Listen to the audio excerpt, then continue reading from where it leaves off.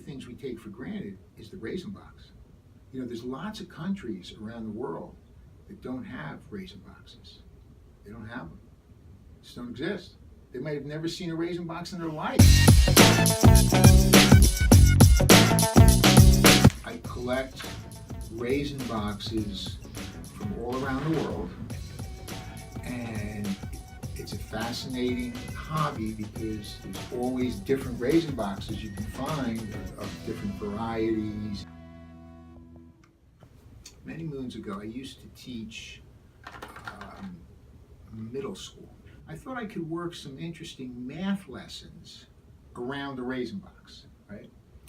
And then it just started, I noticed there was so many different kinds and varieties. It's like anything else, sometimes people, once you start delving into something, you kind of get hooked on it, and you know, just got very interested in it, and I've just been sort of collecting ever since, you know. For Halloween, I used to dress up as the Sunmaker.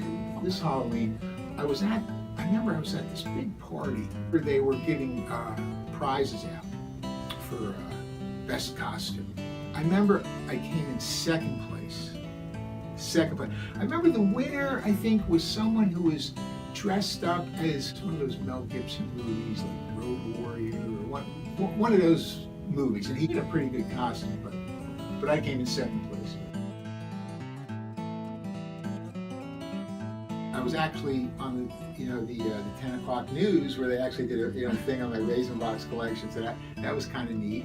Now, I did also try to get into the Guinness Book of World Records for the largest Raisin box collection, and they wrote me back a nice letter, and they said that thought it was very, but unfortunately, I remember they said they didn't think there was a big enough worldwide interest in it, right?